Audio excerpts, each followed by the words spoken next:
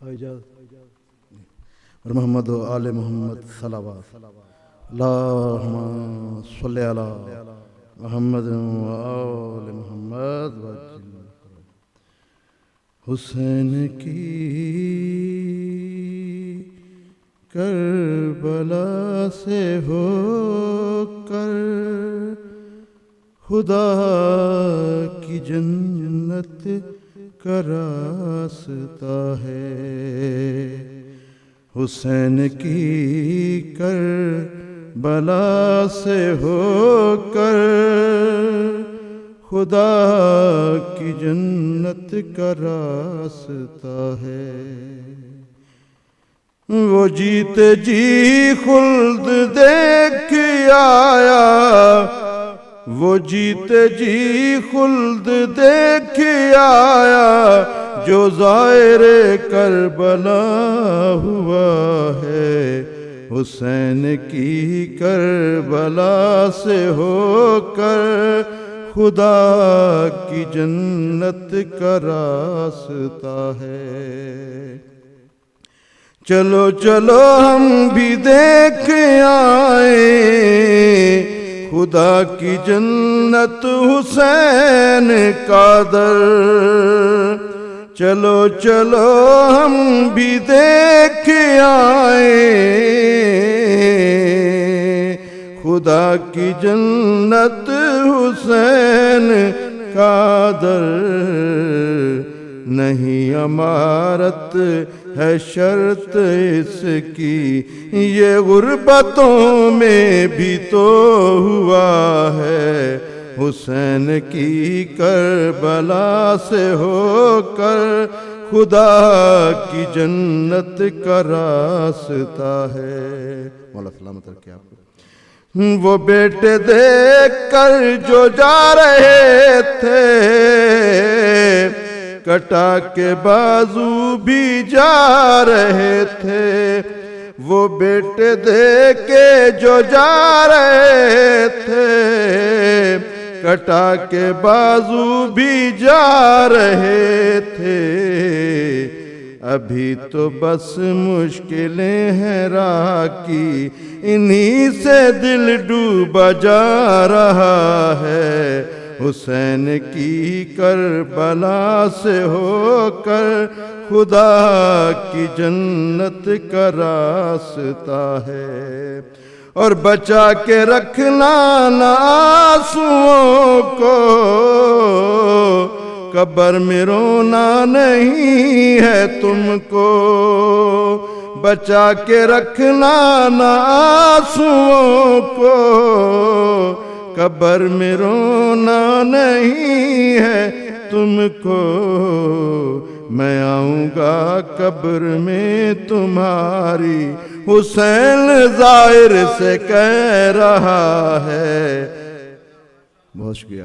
حسین کی کربلا سے ہو کر خدا کی جنت کا راستہ ہے، اور خدا یہ کہتا ہے لا الہ پہ، جو کٹ گیا زندہ ہے وہ زندہ، خدا یہ کہتا ہے لا الہ پہ، جو کٹ گیا زندہ ہے وہ زندہ، ذرا یہ سوچو حسین تو خود جہاں میں بنیاد لا الہ ہے، حسین کی کربلا سے ہو کر خدا کی جنت کا راستہ ہے۔ مختار دے۔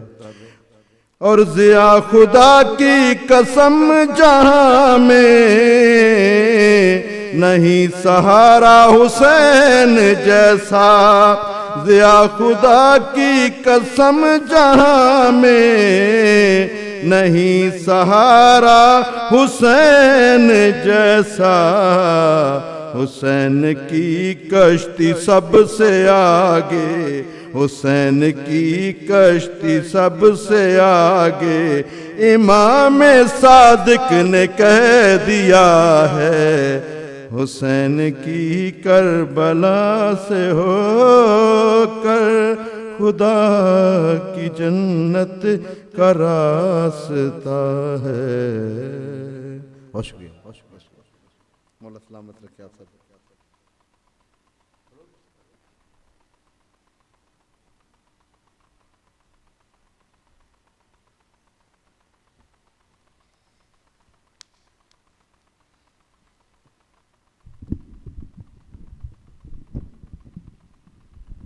بر محمد والے محمد صلوات.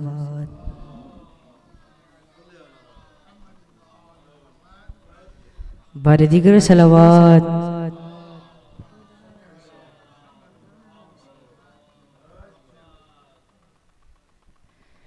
خدا سے محمد کو معراج کی شب حسین ایک تحفہ ملا فاطمہ ہے.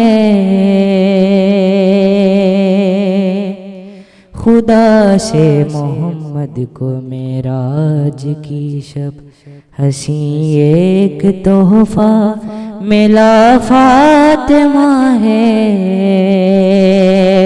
خدا سے محمد کو معراج کی شب حسین ایک تحفہ ملا فاطمہ ہے.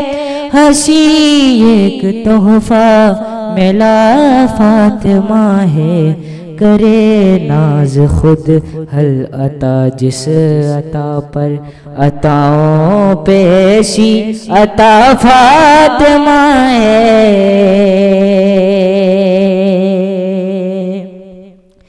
نبوت کی دختر ولایت کا جھومر امامت کی مادر طہارت کا محور. امامت کی مادر طہارت کا محور. کسے اس قدر عظمتیں مل سکی ہیں شرف یہ فقط آپ کا فاطمہ ہے.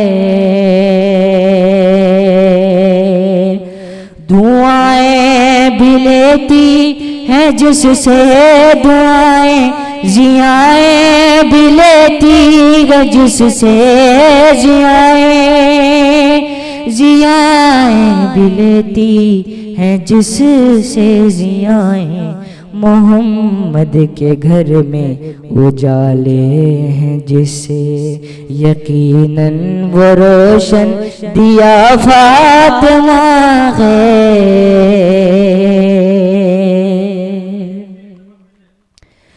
دعائیں بھی لیتی ہیں جس سے دعائیں زیائیں بھی لیتی ہے جس سے زیائیں بھی لیتی ہیں جس سے زیائیں. محمد کے گھر میں اجالے ہیں جس سے یقیناً وہ روشن دیا فاطمہ ہے. شعر سنیے گا. نہ مریم نہ ہوا نہ سارا نے پایا ملا آپ کو کبریا سے وہ رتبہ. ملا آپ کو کبریا سے وہ رتبہ. علی تو ہے مشکل کشا دو جہاں کے علی کی بھی مشکل کشا فاطمہ ہے.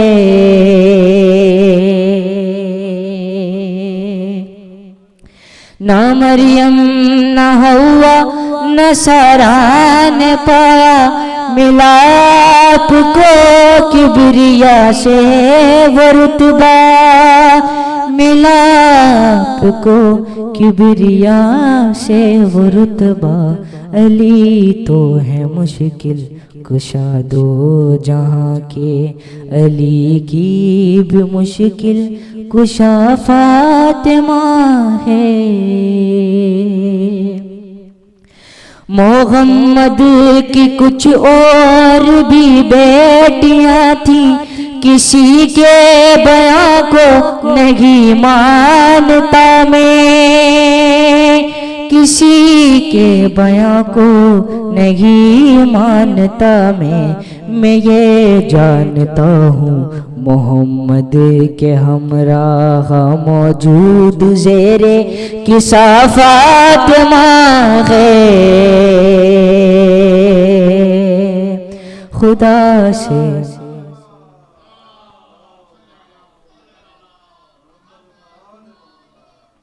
خدا سے محمد کو معراج کی شب ہنسی ایک تحفہ ملا فاطمہ ہے یہ صدیقہ ہیں اور یہی طاہرہ ہیں یہی راضیہ ہیں یہی مرضیہ ہیں یہی راضیہ ہیں یہی مرضیہ ہیں خدا ایسے ہرگز بھی راضی نہ ہوگا زمانے میں جسے خفا فاطمہ ہے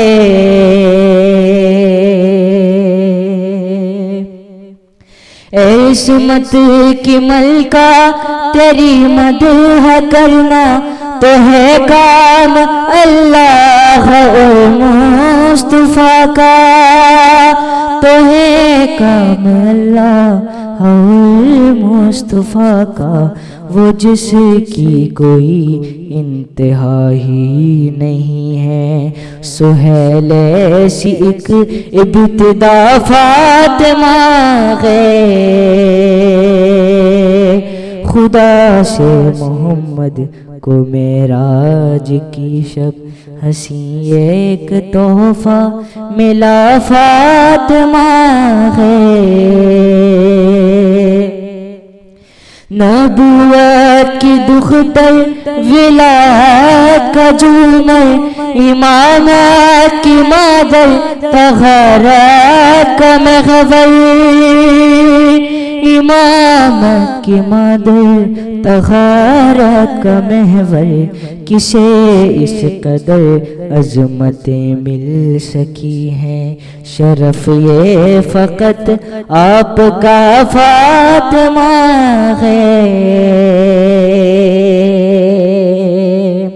دعائیں بھی لیتی ہیں جس سے دعائیں ضیائیں بھی لیتی ہیں جس سے ضیائیں بھی لیتی ہیں جس سے ضیائیں محمد کے گھر میں اجالے ہیں جس سے یقیناً وہ روشن دیا فاطمہ ہے خدا سے محمد کو معراج کی شب ہنسی ایک تحفہ ملا فاطمہ ہے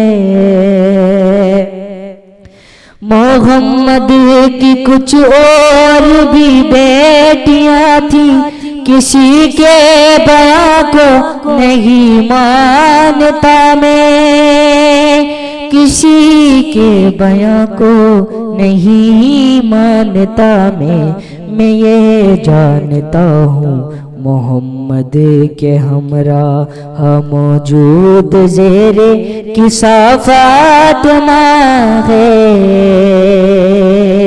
خدا سے محمد کو معراج کی شب ہنسی ایک تحفہ ملا فاطمہ ہے پر محمد والے محمد صلوات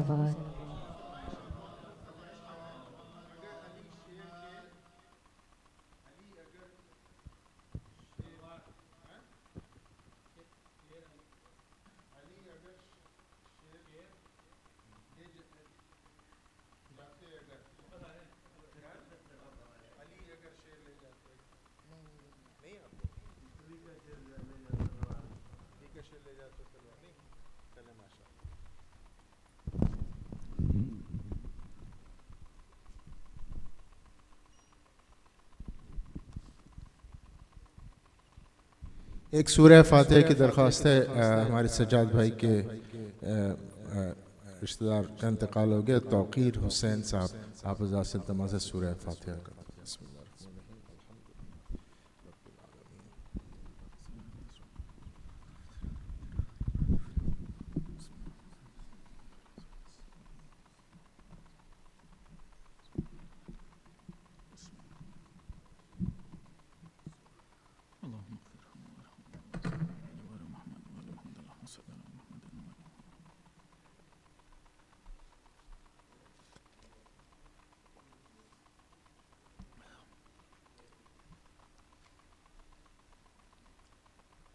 صلوا على محمد وآل محمد.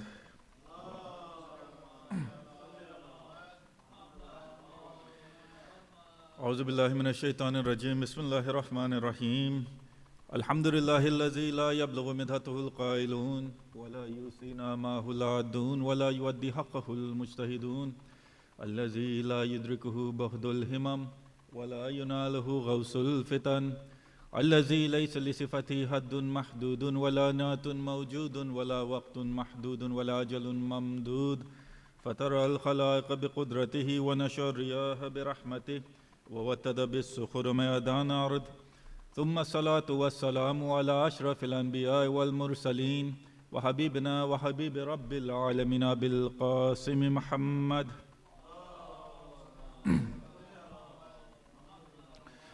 وعلى أهل بيت الطيبين الطاهرين، واللعن على أدائهم أجمعين من أول يوم ظلمهم إلى قيام يوم الدين.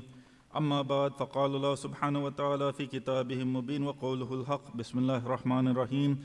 ولا تحسبن الذين قتلوا في سبيل الله أموات بل أحياء عند ربهم يرزقون. صدق الله العلي العظيم.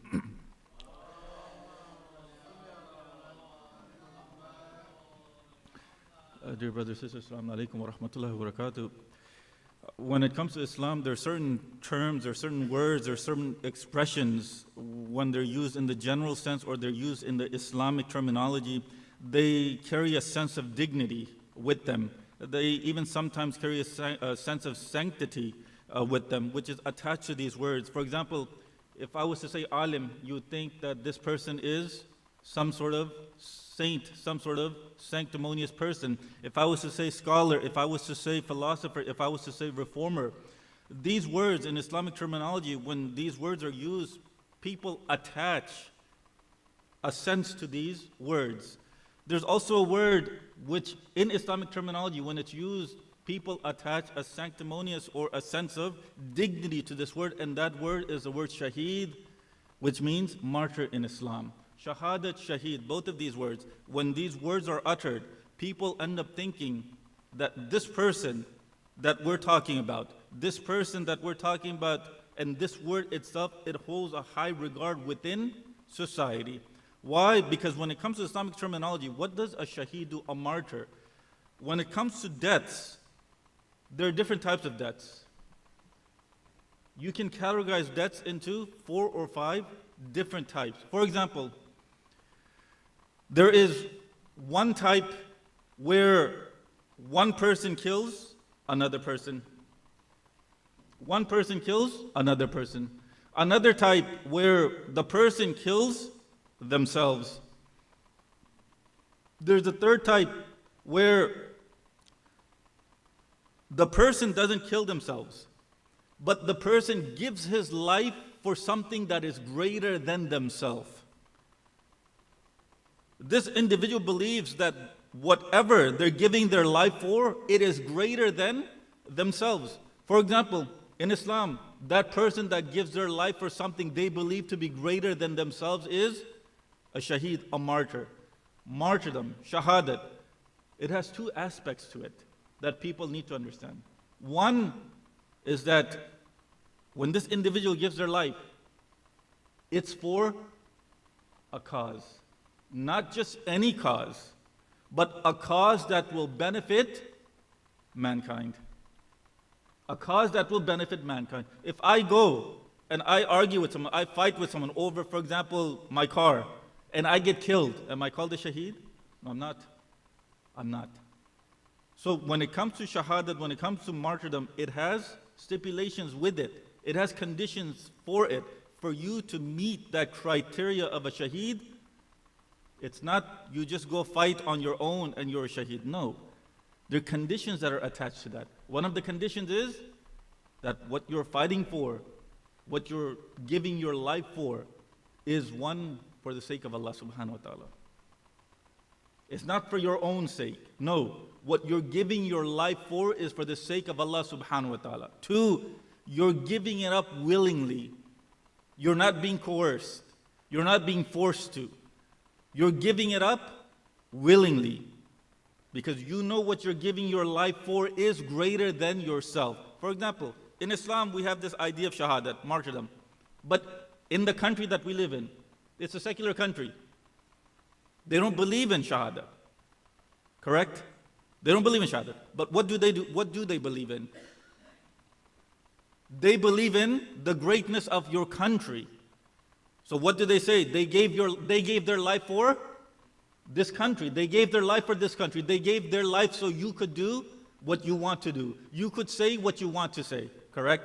So these people that give their life, they're giving their life from this perspective, from the secular perspective, from the Western perspective. They're giving their life. Why? Because the ideas that exist in their country, those ideas are greater than themselves. Correct? That's why the phrase is uttered. They gave their life for this country. They believe that this country is greater than their life. They gave their life for freedom of speech. They believe that freedom of speech is greater than their life. The same way when it comes to shaheed. A shaheed gives his life for the sake of Islam because they believe that the values of Islam are greater than themselves. They believe that the values of Islam are greater than themselves. And when it comes to shaheed, look what Allah subhanahu wa ta'ala says in the Quran when it comes to shaheed. He says, Surah Al-Imran, وَلَا تَحْسَبَنَّ الَّذِينَ قُتِلُوا فِي سَبِيلِ اللَّهِ أَمْوَاتًا. Do not even think that someone who has sacrificed themselves in the way of Allah subhanahu wa ta'ala, that they're dead. No, do not even think that, but they're alive. Not only are they alive, but Allah subhanahu wa ta'ala is providing them sustenance. Allah subhanahu wa ta'ala is providing them sustenance. Shaheed, what does shaheed mean? Shaheed means witness. When you read the shahadat, the testimony, correct? Shaheed means someone who witnesses. When it comes to a martyr, what is he witnessing? In this world, everything was closed to him. For all of us, our eyes are what? There's a veil over our eyes. We do not see reality. We do not see the reality Allah subhanahu wa ta'ala has beyond our sight. We do not see that. Meaning what? Akhirah. Do we see akhirah? No, we don't. Do we see hellfire? No, we don't. Do we see Jannah? No, we don't. We don't. But a shaheed, when they get martyred in the way of Allah subhanahu wa ta'ala, all of that opens up to them in front of their eyes. All of it opens up to them in front of their eyes. There's no barzakh for them. No, the reality, what we call reality in Islamic terminology, that is opened up to them. There is no waiting until the day of judgment for them. No, there's none of that. When it comes to death, some people, they die by natural causes. Yes or no? When it comes to dying of natural cause, it's neither looked as something good or something bad. It's natural.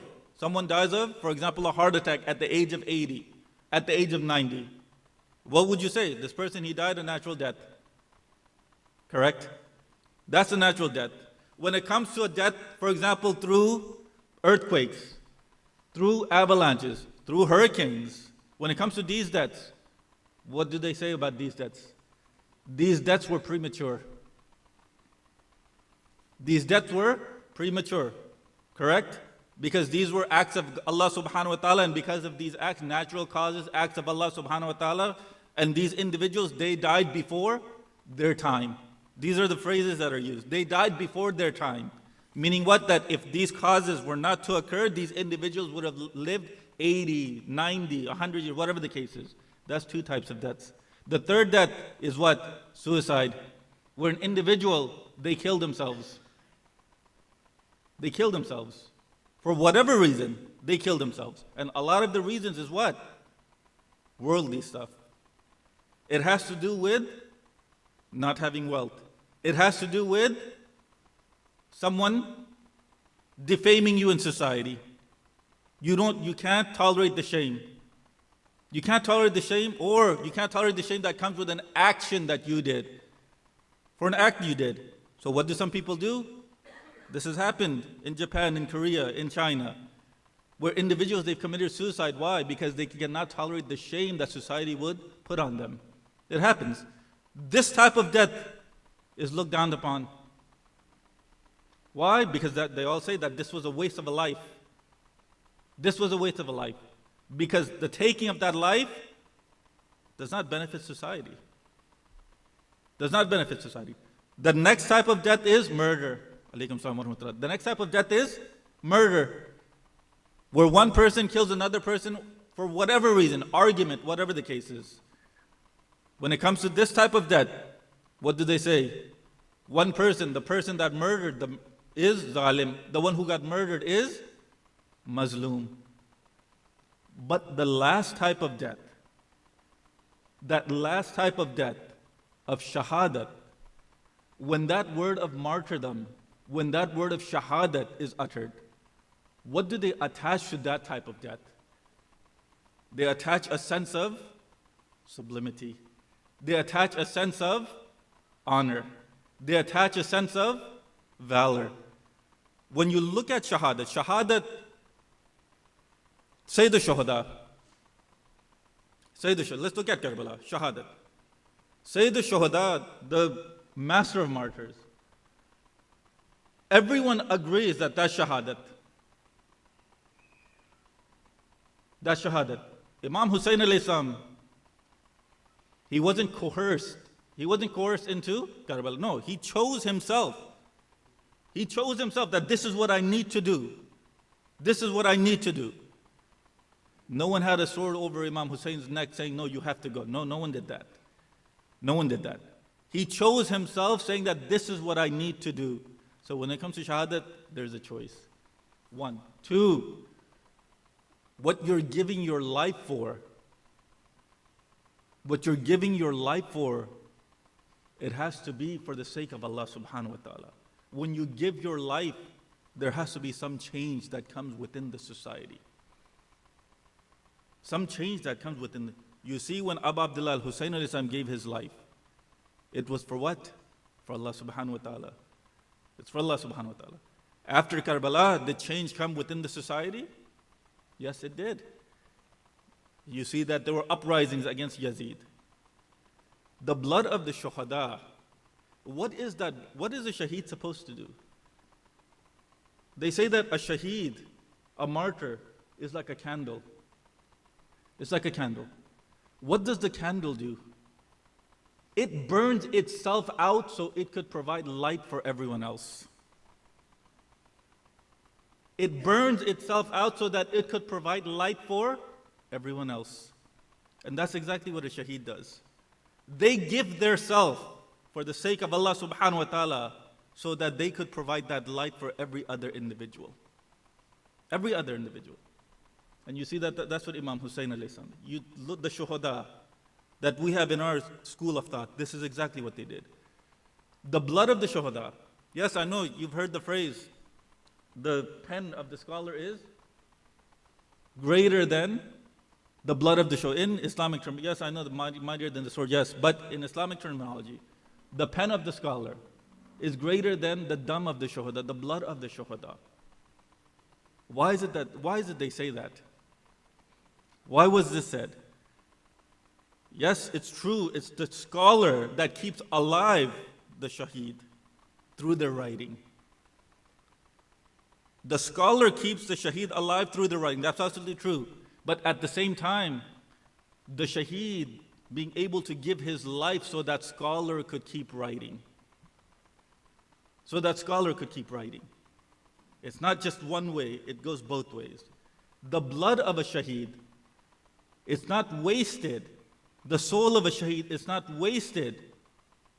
The body, when it falls to, it's not wasted. The blood is not wasted when it gets dried up into the sand. No, it's not. What is that blood supposed to do? That blood, yes, it drops. But at the same time, what does Allah subhanahu wa ta'ala say? He says, there isn't any type of blood that Allah subhanahu wa ta'ala likes more than the blood that was spilled for His cause. The blood that is spilled for the sake of Allah subhanahu wa ta'ala. Why? What does that blood do? That blood that's spilled, what does it do? It's supposed to nurture, it's supposed to act as water for these individuals that have completely died inside. What does water do to the earth? It replenishes that earth. The blood of the shaheed is supposed to replenish this soul of this individual that has died. Replenish the soul of the individual. And because this individual does this by giving their life, giving the most important thing that Allah subhanahu wa ta'ala has given human beings. What is it? Is it wealth? No, it's not. Is it children? No, it's not. What is it? Their life. Allah subhanahu wa ta'ala in the Quran asked for what? Allah subhanahu wa ta'ala in the Quran asked for what you love the most. Give that in the way of Allah subhanahu wa ta'ala. Give what you love the most in the way of Allah subhanahu wa ta'ala. These shuhada, they've come to the realization that what an individual loves the most is the life that Allah subhanahu wa ta'ala gave.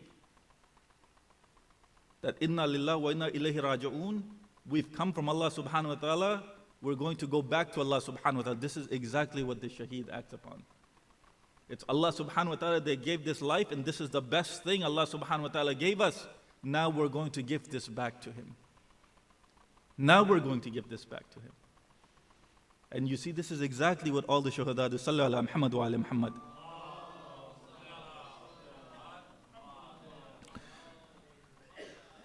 When it comes to shuhada and shaheed, there is no being shaheed, there is no shuhada without jihad. There is no shaheed, there is no shuhada without jihad. In order for a shaheed to attain that status, there needs to be that struggle, that external struggle. And when it comes to shaheed, why do they say, or why do they give this individual the ism or the name of shaheed? What are they witnessing? Like I said, they're witnessing the reality of Allah, the reality of that Allah subhanahu wa ta'ala has created. Correct? But at the same time, this same shaheed, he's been given that title of shahadat, he's been given that title of shaheed, not just because they're seeing the reality. No. There's something else that they do. There's something else that they do. This verse of the Quran, Surah Al Imran, Allah subhanahu wa ta'ala says in this verse that I start, do not even think, but that's not where the whole thought ends. Do not even think that those that are slain in the ways of Allah subhanahu wa ta'ala are dead. No, but they're alive and they're being sustained. They're being given sustenance by Allah subhanahu wa ta'ala. It goes on to say, what do these shuhada do? They're rejoicing in what Allah subhanahu wa ta'ala has given them out of His grace, and they rejoice for the sake of those who behind them have not yet joined them. Meaning what? Not only are they happy because of what Allah subhanahu wa ta'ala has given them, but they're also rejoicing, they're also happy. Why? Because of the fact that they know of the individuals that are going to join them soon. Meaning what? Meaning this idea of future events, for example. If they know, if they're waiting for those individuals who are going to join them next, that means what? They know who's going to join them afterwards. And what are they doing? They're rejoicing over that idea. Why are they rejoicing? Like I said before, you and I, there's a veil over our eyes. We don't see what's in front of us. These shuhada, they see exactly what's in front of them. They're seeing reality. That's the reason they're rejoicing. And that's the reason they're rejoicing for the people that are going to come after them. Why? Because they're going to understand, they're going to finally see the reality that Allah subhanahu wa ta'ala wanted them to see. And it goes on to say that they shall not have any fear, nor shall they grieve. Who? Those people that are going to come after them. They rejoice on account of favor from Allah subhanahu wa ta'ala and His grace, and that Allah will not waste the reward of the believers.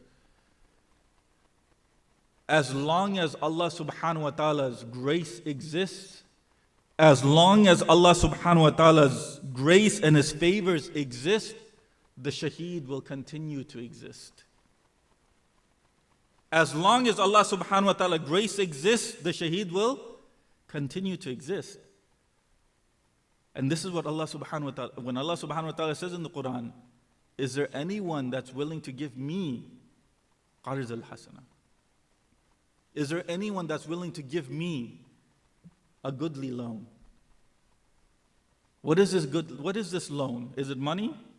Yes, Mufassirin, they look at the zahiri aspect and they say, yes, loan, it's money, yes.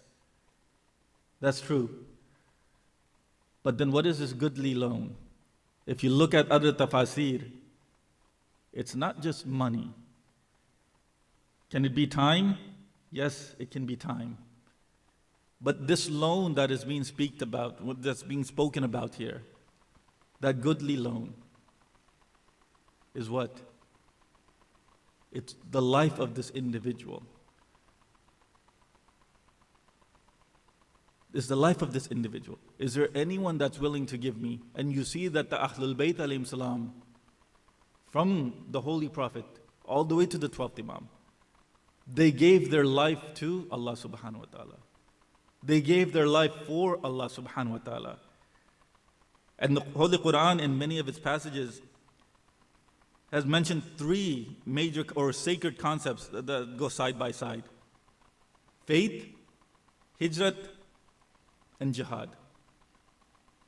Jihad al-akbar, jihad al-asghar. Yes, this jihad al-asghar is the battle that happened outside. That's jihad al-asghar. That's jihad al-asghar. Jihad al-akbar is a battle that happens in an individual. And when it comes to shaheed, we have narrations that say that in a talib ilm, a student that dies in search of knowledge, they've died the death of a shaheed. They've died the death of a shaheed. Anyone that dies with the love of the Ahlul Bayt in their heart, they've died the death of a shaheed. Why do these narrations talk about these types of individuals dying the death of a shaheed? To let you know that shahadat is over here. Shahadat, one, going towards for the sake of Allah subhanahu wa ta'ala, will make you achieve or let you achieve shahadat. Shahadat doesn't necessarily have to be out there.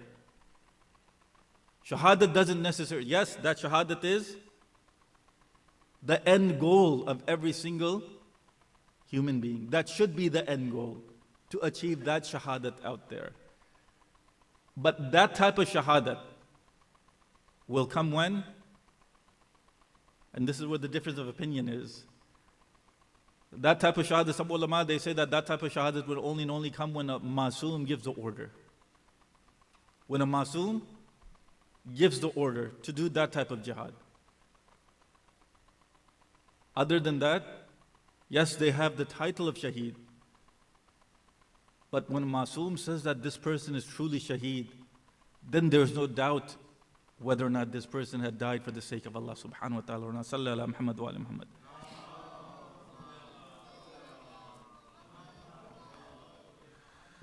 When it comes to shuhada, and I'm speaking about this because we all know what's going on. When it comes to what's happening in the world, some people have the idea that, hey, you know what? We don't need to do anything. We don't need to do anything. No, there's some things that we do need to do.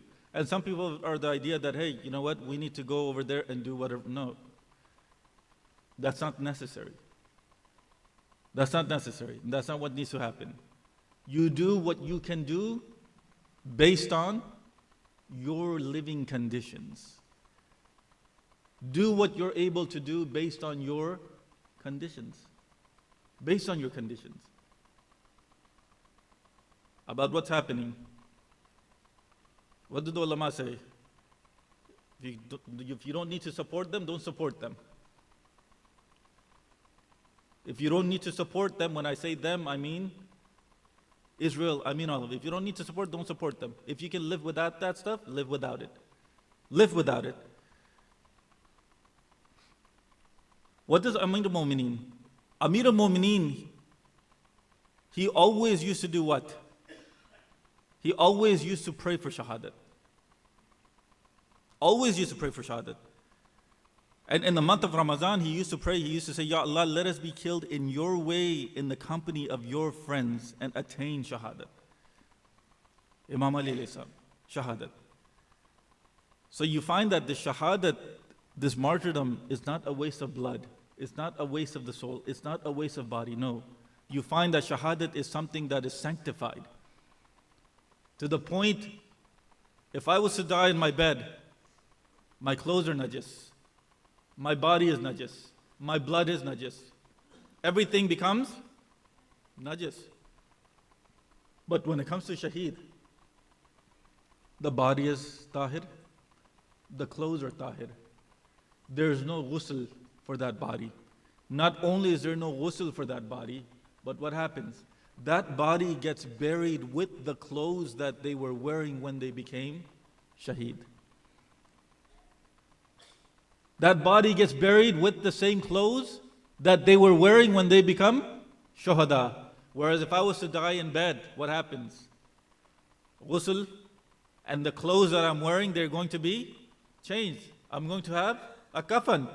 Whereas for shuhada, their dress that they're wearing is the kafan of theirs. They're going to take that dress in the presence of Allah subhanahu wa ta'ala and let the people know, and let Allah subhanahu wa ta'ala know that these people oppressed me. They're going to let them know. So what does this tell you about the sanctity of a shaheed? Not just his body, not just his blood, but also the clothes. They become pure to touch. They become pure to touch. This is what Allah subhanahu wa ta'ala has given to that individual that sacrifices their life for Him. That individual that came to the realization that yes, Allah subhanahu wa ta'ala gave me this life, and now I want to give this life back to Him. I want to give this life back to Him. Sallallahu ala Muhammad wa ala Muhammad.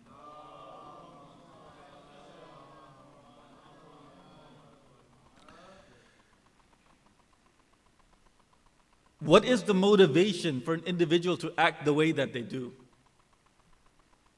What is that motivation? Is that motivation to become known in the lands? Or no, is that motivation that they see there's corruption that is happening in society and they need to correct that corruption? One way is what? It's just they want to become renowned, they want to become known, they want to become famous. They're doing it for what? Their own sake. They're doing it for their own sake. The other, they don't care if they're famous or not. They don't care about that. What they truly want is that there's corruption that's happening in the land and they want that to change. That is what shahadat is. That's what martyrdom is. To bring about that change. And you see, throughout history, that's what shuhada have continued to do. They've continued to do that. When it comes to Imam Hussain alayhi salam, what does Imam Hussain alayhi salam say? Abdullah ibn Abbas, he goes to Imam Hussain alayhi salam, he says, first he tries to convince him not to go. He tries to convince him not to go. And Imam Hussain alayhi salam, he says, no, this is something that I have to do. What does Abdullah ibn Abbas say? He says, then you'll be killed. He says, Ya Hussain, then you'll be killed. And Imam says, so what? So what? So what if I'm killed? So a man who goes knowing that they may be killed, he goes on to say that a man who knowing that they will be killed does not go and take their wife and their children. They don't take their wife and children. This is why some people, they come out and they say that Imam Hussain, he committed suicide. Nauzubillah. Suicide. He committed suicide?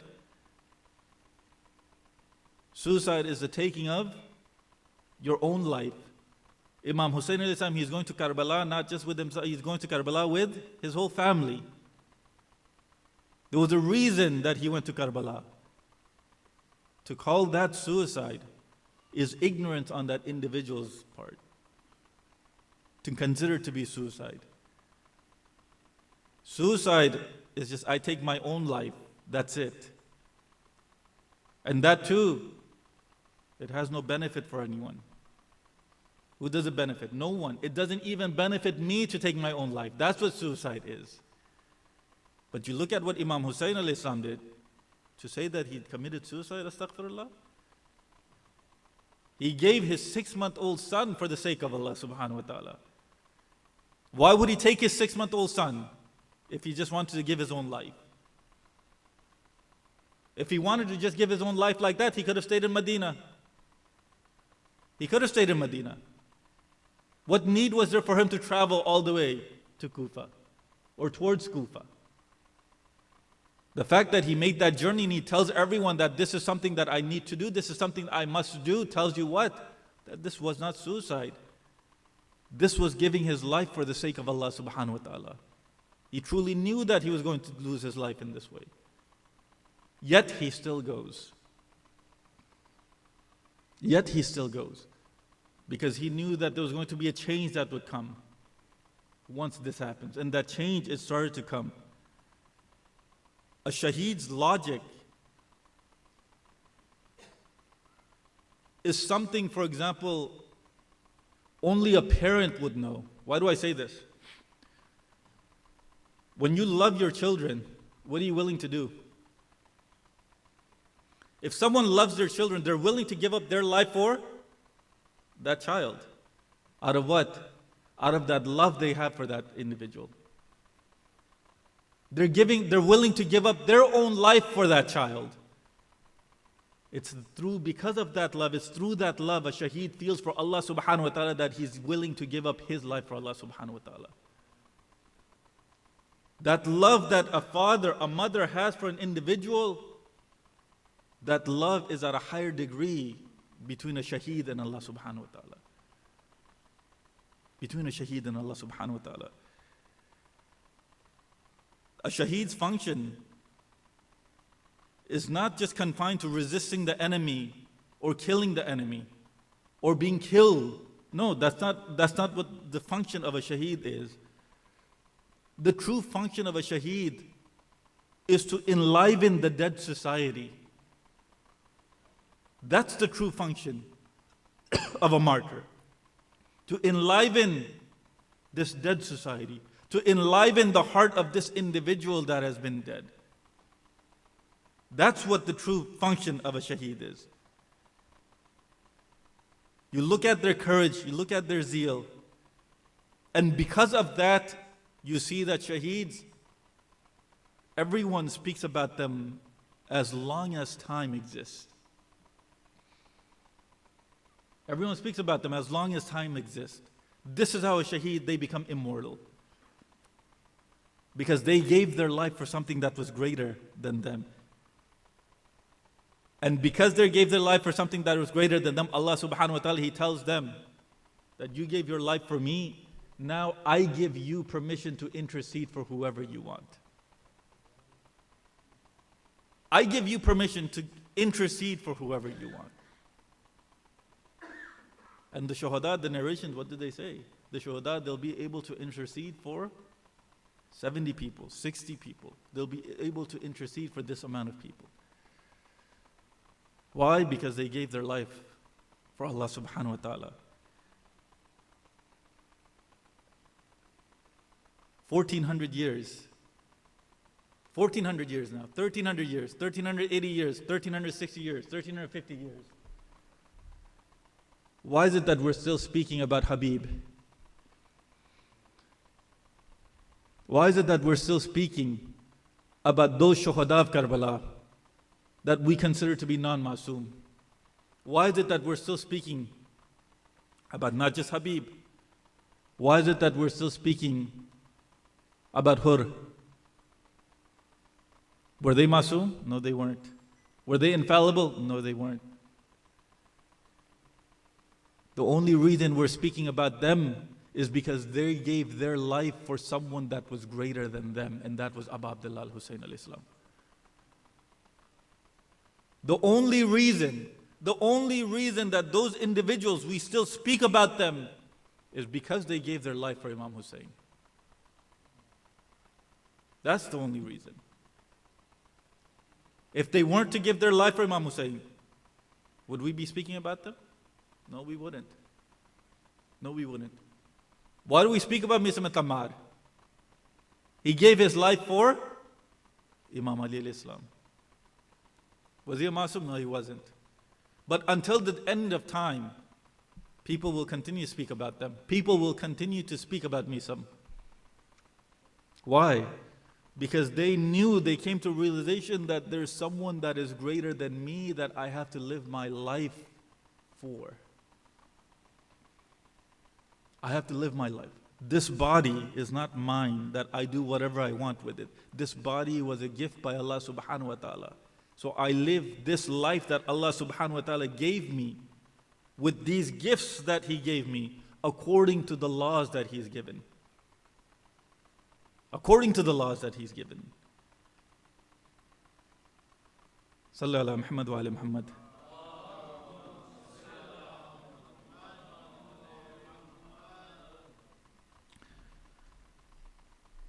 When it comes to shuhada, when it comes to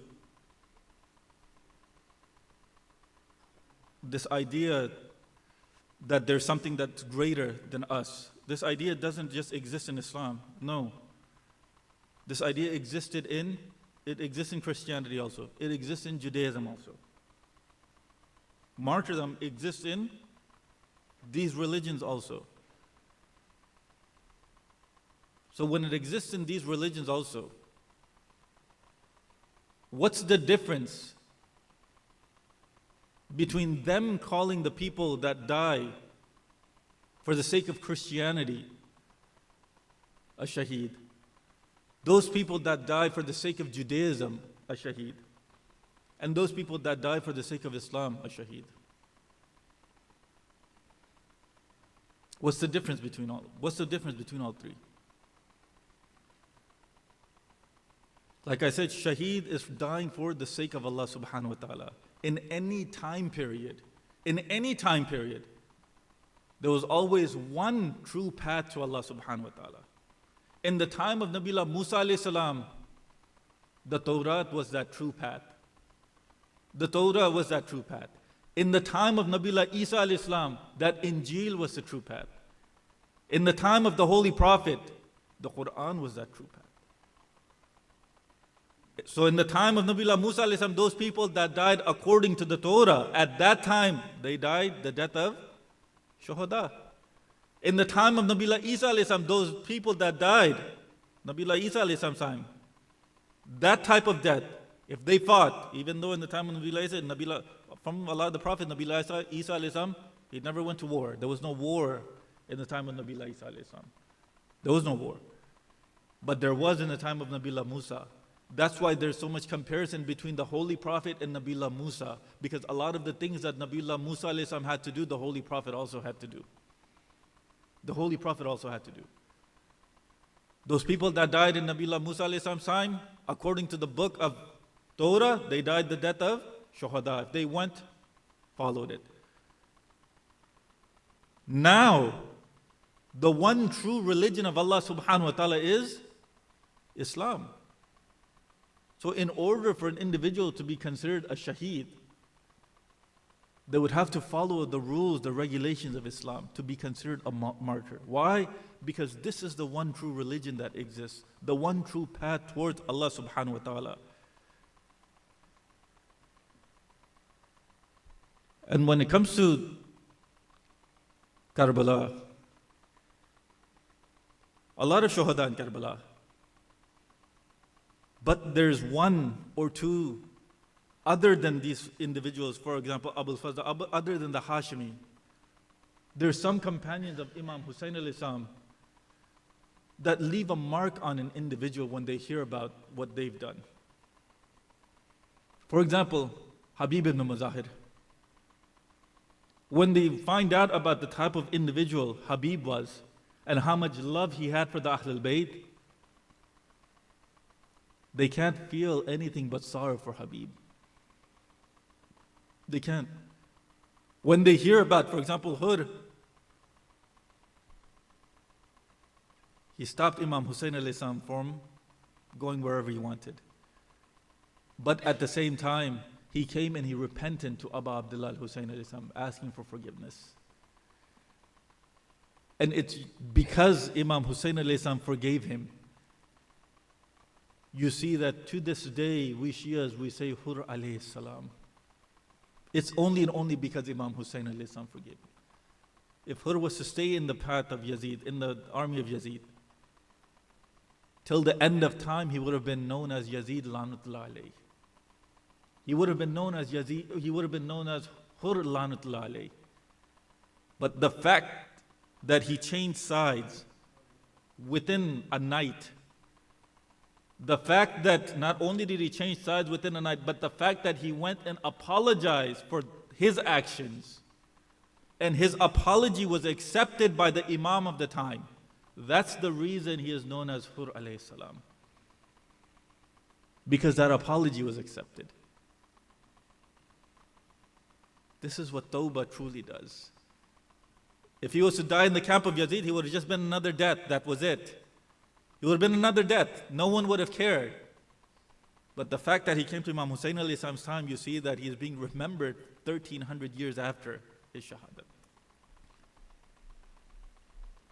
And brothers and sisters, when it comes to Hur, what did the narration say? The narration said that the night before, he was looking at the camp of Imam Hussain alayhi salam and he was asking his general, are we truly going to fight that camp?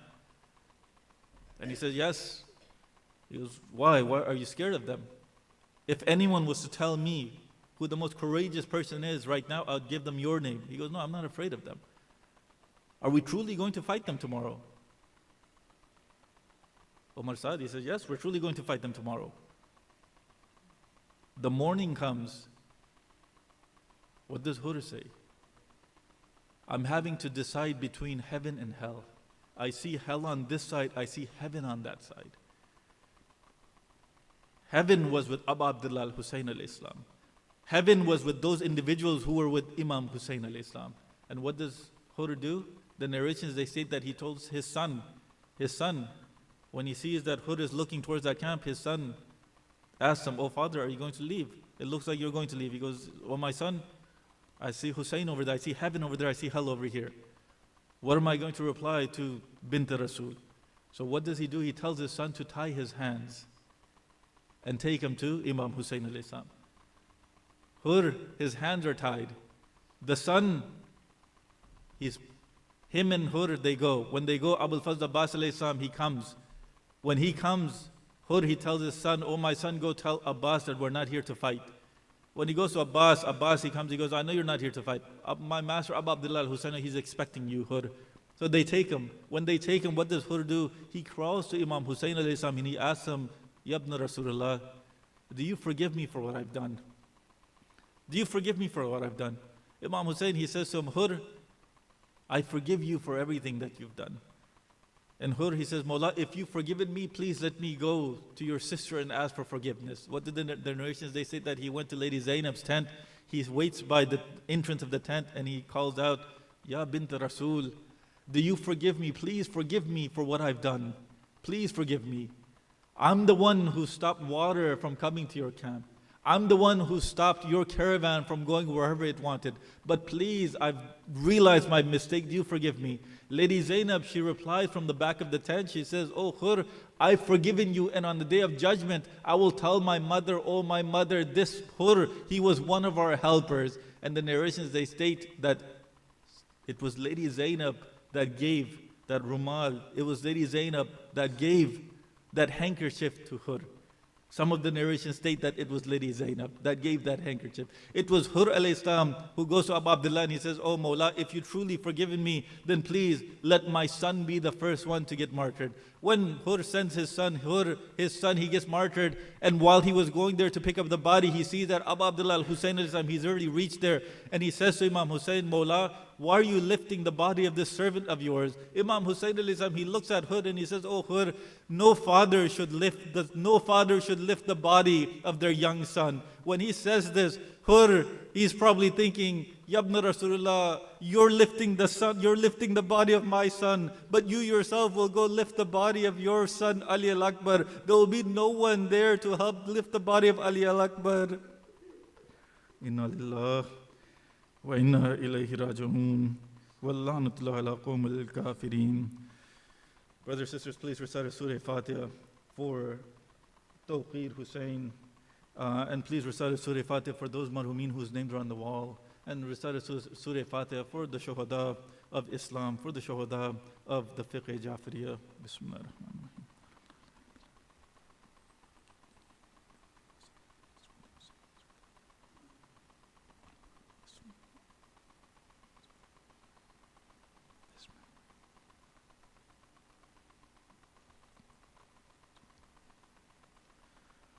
اللهم اغفرهم وارحمهم واسكنهم بجوار محمد وآل محمد اللهم صل على محمد وآل محمد.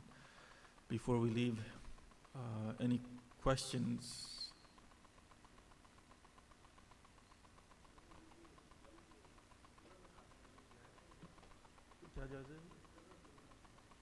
Sunnat hai, mustahab hai. The question was coloring not just the beard but the hair also. It's mustahab to color the beard and the hair. وضو ہو جاتا ہے. ہاں.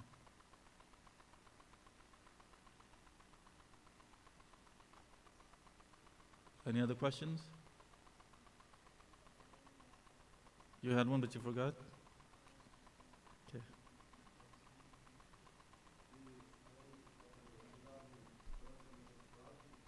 ہاں مستحب ہے, ثواب بھی ہے.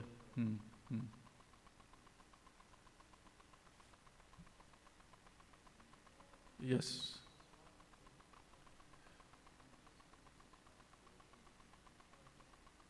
For coloring, so when it comes to the sawab, when it comes to the question is why is there sawab? In Islam, it's a rule to look really, when you go out, you should look handsome, you should look good when you go out. When Allah subhanahu wa ta'ala is giving you all these ni'mat, the narrations, they said that show the world the ni'mat that Allah subhanahu wa ta'ala is giving you. So when it comes to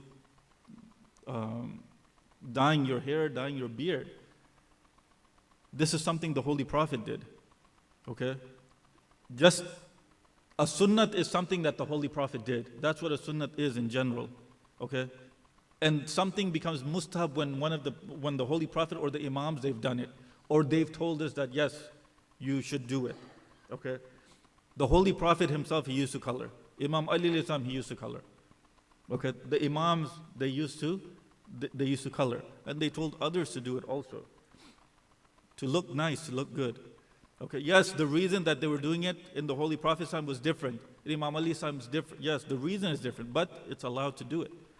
For example, in the Holy Prophet's time, they were doing it why? To differentiate between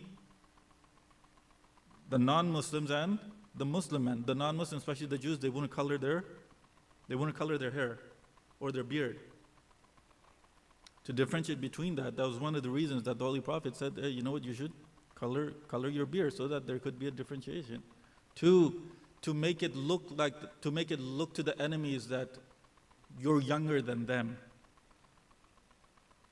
When you color your hair, when you color your beard, you look younger than when you have just gray hair. So to make it look to the enemies that you're younger. Youth, when it comes to battle, looking like you're a youth, it has a lot of advantages. So when you see that the Holy Prophet is having to fight 82 battles in his lifetime, what did he want to show the enemies? Yes, the people that are with him are young. That's one of the reasons. At that time,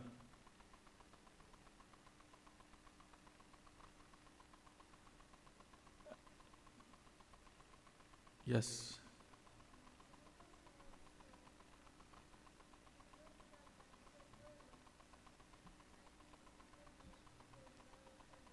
Yes.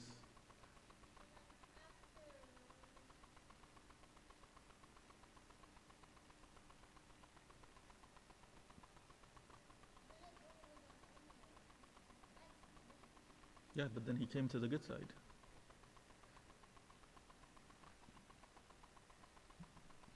Right?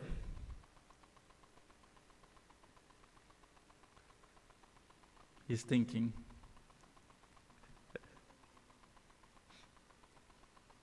I'll clear up Saturday or Sunday. Okay. Any other questions? Anyone except Shabi Bhai, because his questions will take. We need a whole 2-3 day session for that. No questions? Sallu ala Muhammad wa ala Muhammad.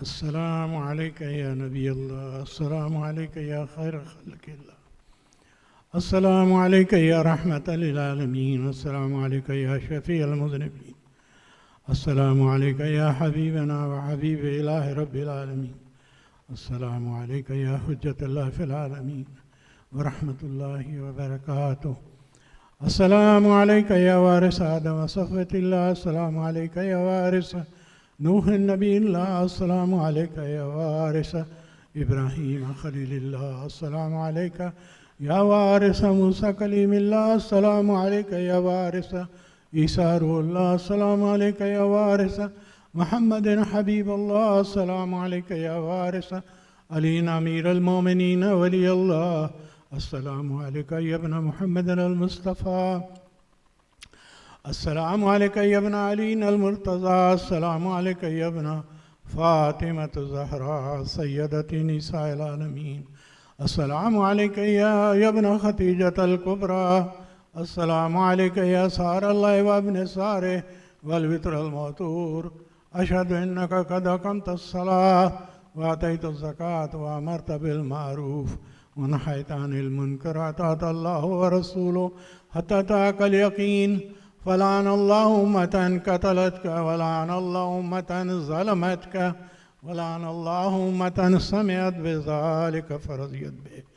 السلام عليك يا مولاي يا أبا عبد الله، أشهد أنك كنت نورا في صلاب شامخة والأرحام المطهرة، لم تنجسك الجاهلية بأنداسها ولم تلبسك من مظلمات ثيابها، أشهد أنك من دائم الدين وأركان المؤمنين، أشهد أنك إمام البر التقي الرزي الزكي الحادي المهدي، أشهد أن الأئمة من ولدك كلمة التقوى وعلام الهدى والعروة الوثقى حجة على الدنيا، أشهد الله ملائكة وأنبياء ورسل أني بكم مؤمن وبيا بكم موقن بالشرع ديني وخواتم أملي، قلبي لقلبكم سلما أمري لأمركم متبع، صلوات الله عليكم وعلى أرواحكم، على إسعادكم على إسامكم على شاهدكم على غائبكم على ظاهركم على باطنكم، بأبي أنت وأمي يا ابن رسول الله،